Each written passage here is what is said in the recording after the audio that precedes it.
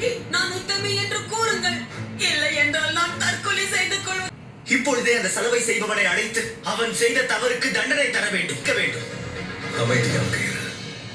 அம்மா, நீங்கள் கூறுவதற்கு ஆதாரம் இருக்கிறதா? இருக்கிறது மகாராஜா, சாட்சி இருக்கிறது. என்னை அக்கறைக்கு கொண்டு சேர்த்தாரே அந்த படகோட்டி, அவரும் அங்குதான் இருந்தார். விடிந்ததும் எல்லோரும் அங்கிருந்து புறப்பட்டார்கள். எல்லோரும் என்னை பார்த்தார்கள். உடனே சென்று படகோட்டி அரண்மனை அடைத்து மற்றும் அதிகாரிகளுக்கு பேராசையை விதித்து விடுவேன். மக்களின் மனதில் குழப்பத்தையும் அதோடு அவன் நம்பிக்கையையும் உருவாக்குவேன். விசாரணை முடியும் வரையில் இவர்களை பெண்கள் விடுதியில் தங்க வையுங்கள். இதில் சம்பந்தப்பட்டவர்களை விசாரித்துவிட்டு என் இறுதி முடிவை சொல்கிறேன். அதை என்னவென்று சொல்வீர்கள்? குடும்ப பாங்கான பெண்ணாக இருந்தால் இப்படியெல்லாம் அவள் செய்திருக்கவே மாட்டாள். ஆனால் நாங்கள் சராசரி மனிதர்கள், ஒன்றுக்குள் ஒன்றாக வாழ்கிறோம். நான் செய்தது தவறுதான். உங்கள் தரப்பு வாதத்தை அரசரிடம் கூறுங்கள். மனதளவில் தூய்மையோடு இருந்தவன் இன்று இந்த அளவிற்கு மாறிவிட்டானே. அந்த 1000 முக ராவணனால் மக்கள் எல்லோரும் சுயமாக சிந்திப்பதை விட்டுவிட்டு அவனுடைய வார்த்தையை ஏற்றுக்கொள்கிறார்களே. ஒருவருடைய மனமும் புத்தியும் கட்டுப்பாட்டில் இல்லை என்றால் அழிவை நோக்கி செல்லும். அதை பற்றி பெரியவர்களிடம் அது உண்மையா இல்லையா என்று கேட்டு தெரிந்து கொள்ள வேண்டும்.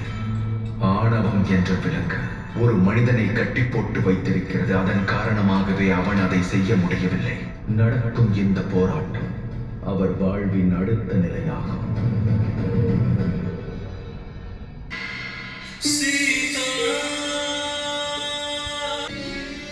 இன்று ஒரு மனைவியின் நடத்தை மீது சந்தேகம் ஏற்பட்டதா?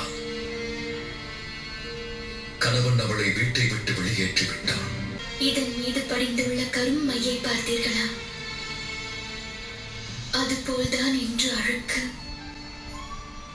மக்கள் மனதில் படிந்து விட்டது. இந்த அயோத்தி நகரம் நம்முடையது பிரபு.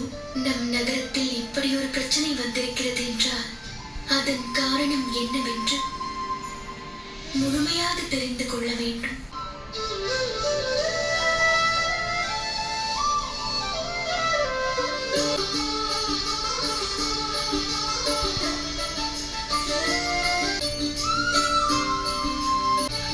மக்களின் எண்ணத்தை தெரிந்து கொள்ள மக்களில் ஒருவனாக செல்கிறேன் சீதா. உங்களை பார்க்கும் பொழுது எனக்கு பெருமையாக உள்ளது.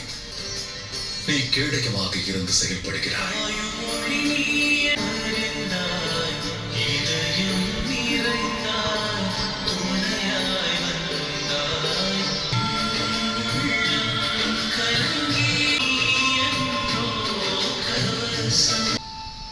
எம்பெருமானே, என்னவர் எடுக்கும் முயற்சியில் வெற்றி அடைய வேண்டும். சத்ருகன் சலவை செய்பவனை தாக்கிவிட்டாராமே. அப்படியா? தெரியாது அவனுக்கு. அரியணையில் இருப்பவர் எப்படி இருக்கிறாரோ அப்படித்தானே மற்றவர்களும் இருப்பார்கள். நம் மன்னர் அவர்கள் இப்படியெல்லாம் செய்வார் என்று நான் நினைத்து கூட பார்க்கவில்லை.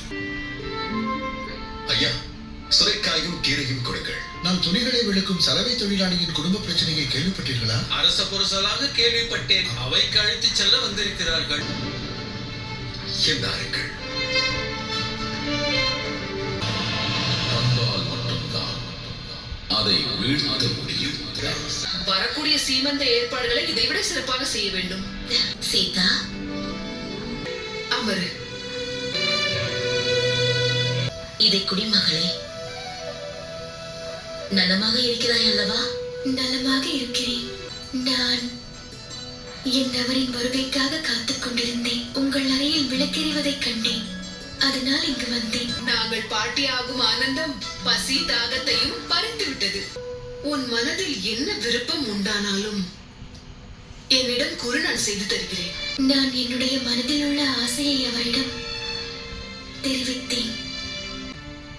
வனத்தில் வாழ ஆசை உண்டாகிறது, அதுவும் முனிவர்கள் வாழும் வனத்தில். என்னவர் எனக்கு வாக்களித்திருக்கிறார்.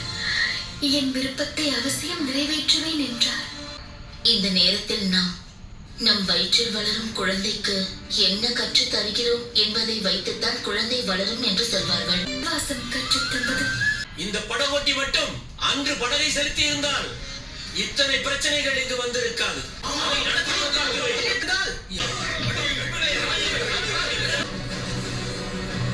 நீங்கள் எல்லாம் அயோத்தி வாசிகள் தானா?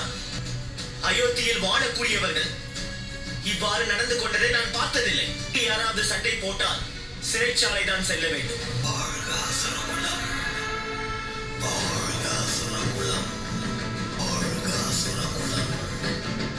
நாளை பொழுது விடிந்ததும் அரசவையில் நான் மிகவும் கசப்பான முடிவை எடுத்தாக வேண்டும்.